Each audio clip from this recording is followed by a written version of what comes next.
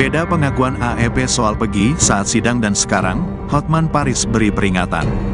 Pengacara kondang Hotman Paris Hutapea mengungkap keraguannya atas Peggy Setiawan yang kini telah diamankan penyidik Polda Jawa Barat. Hotman Paris meminta penyidik Polda Jabar tak langsung mengandalkan keterangan dari saksi bernama AEP. Sebelumnya, AEP diketahui belakangan muncul mengungkapkan bahwa dirinya menjadi saksi mata saat Peggy Setiawan berada di TKP pada 2016 lalu. Dari kesaksian AEP, polisi kemudian menangkap dan menetapkan Peggy alias Perong sebagai tersangka kasus pembunuhan Vina. Peggy yang disebut sebagai DPO yang tertangkap dijadikan tersangka, yang didukung oleh kesaksian AEP dan Dede yang katanya tadi malam dilakukan prarekonstruksi. Mohon perhatian dari penyidik Polda Jabar, kata Hotman Paris melalui unggahan Instagramnya, Kamis, tanggal 30 Mei tahun 2024. Hotman menuturkan bahwa saat persidangan kasus pembunuhan Vina dan Eki pada 2017, AEP dan temannya, Dede mengaku tidak menyebutkan nama Peggy di antara beberapa pelaku di TKP. Namun, sejak kasus viral 2024, AEP dan Dede justru membuat kesaksian menyebut melihat Peggy di TKP. Hal inilah yang menjadi perhatian khusus Hotman Paris menduga Peggy bukan pelaku pembunuhan Vina. Kalau sekarang Peggy ditetapkan tersangka atas kesaksian AEP dan Dede, tapi ingat di putusan 8 tahun yang lalu di pengadilan, AEP dan Dede ini menyebutkan nama-nama orang yang ada di TKP, tapi tidak termasuk Peggy, sehingga kalau sekarang tahun 2024 kalau benar dua saksi ini mengatakan Peggy ada di TKP, berarti dua kesaksiannya tertolak belakang. Hati-hati hak asasi manusia, terang Hotman. Kuasa hukum keluarga Vina ingin LPSK hingga kuasa hukum Peggy untuk segera buka suara dan kembali menyelidiki terkait kesaksian AEP dan Dede. Tolong kepada Lembaga Perlindungan Saksi agar segera berbicara dengan saksi AEP dan Dede ini. Juga kuasa hukum dari Peggy terutama harus lebih bersuara, kata Hotman Paris. Sebelumnya, Hotman Paris Hutapea menegaskan bahwa 5 terpidana kasus pembunuhan Vina menyatakan bahwa Peggy Setiawan bukan pelaku.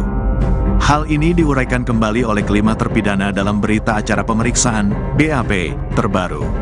Hotman Paris menegaskan bahwa dalam BAP terbaru, 5 terpidana menyatakan Peggy bukan pelaku, sementara seorang terpidana mengaku Peggy pelaku pembunuhan Vina.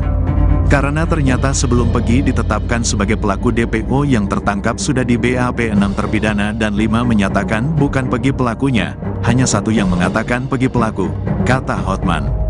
Hotman dan pihak keluarga Vina pun menyatakan bahwa seharusnya kepolisian melakukan penyidikan secara menyeluruh sebelum menetapkan Peggy sebagai tersangka. Dari keluarga korban mengatakan mohon agar benar-benar diteliti ulang sikap kepolisian yang menetapkan Peggy sebagai pelaku DPO yang tertangkap belum terpenuhi alat bukti yang lengkap, tutur dia. Hotman juga menyebut bahwa Polda Jabar belum berhasil menangkap pelaku pembunuhan Vina. Termasuk saat Polda Jabar menghapus 2 DPO yang dianggap fiktif. Hotman merasa sanksi pasalnya, 3 nama DPO tertera dalam surat dakwaan hingga BAP dari 8 terpidana yang sudah divonis. Hotman mengatakan pihaknya dan keluarga Vina merasa tidak terima dengan penghapusan 2 DPO oleh Polda Jabar tersebut.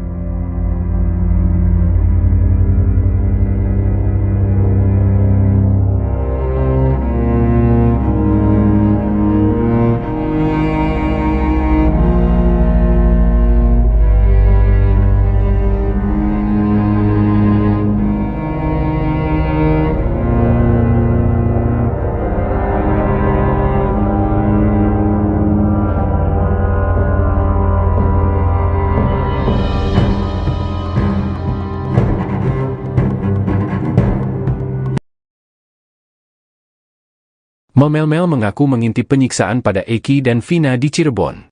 Mel-Mel bahkan mengaku membuntuti pelaku membawa jasad Eki dan Vina ke flyover Talun, Cirebon, Jawa Barat pada Sabtu 27 Agustus 2016.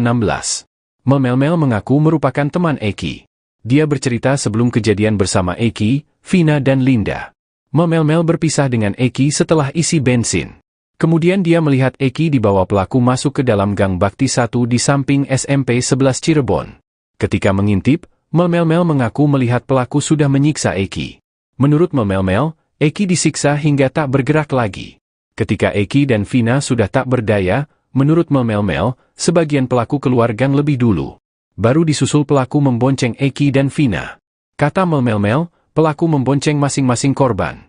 Mel kemudian mengaku membuntuti iring-iringan pelaku yang membawa Eki dan Vina.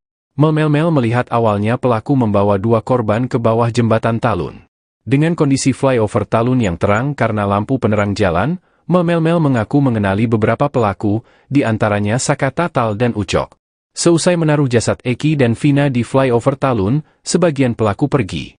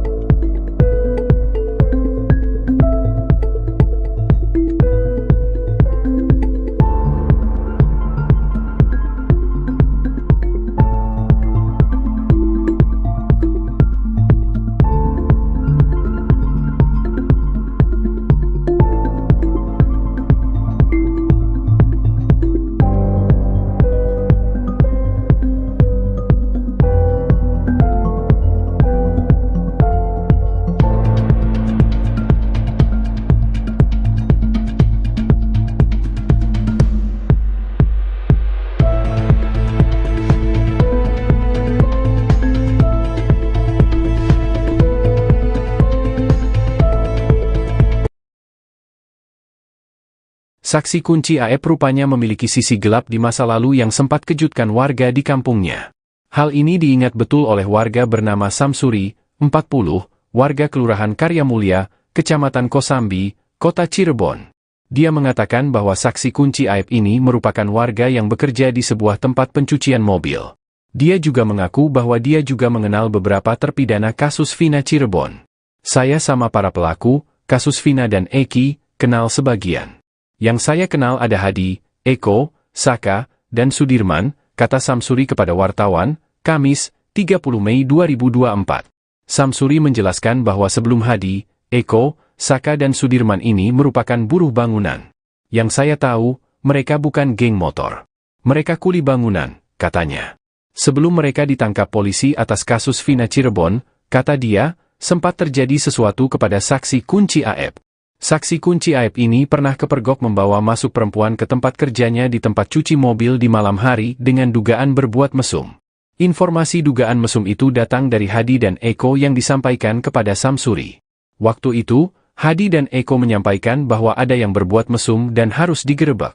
Merek menceritakan kepada Samsuri bahwa di tempat pencucian mobil, tempat kerja AEP, ada yang bawa perempuan. Setelah mendapat informasi tersebut, Samsuri mengarahkan mereka untuk melapor ke RT agar tidak main hakim sendiri. Sehingga waktu itu yang melakukan penggerebekan berjumlah 6 orang yaitu Eko, Hadi, Samsuri dan 2 adik iparnya dan Pak RT. Samsuri menjelaskan detail penggerebekan tersebut. Setelah berkumpul, mereka barulah jalan ke lokasi lalu mengetuk pintu dan dibukalah oleh AEP. Awalnya mereka mengonfirmasi atau menanyakan dulu soal keberadaan perempuan di tempat itu, lalu AEP dan temannya menyangkal. Saat itu AEP kepergok membawa 2 wanita yang disembunyikan di kamar mandi. Namun Samsuri dan Pak RT melarang warga untuk terus melakukan aksi-aksi yang merugikan, ujarnya. Setelah itu, mereka memanggil Pak RW untuk menengahi. Lalu datanglah Pak RW untuk menanyakan kenapa AEP membawa perempuan ke dalam tempat dia kerja.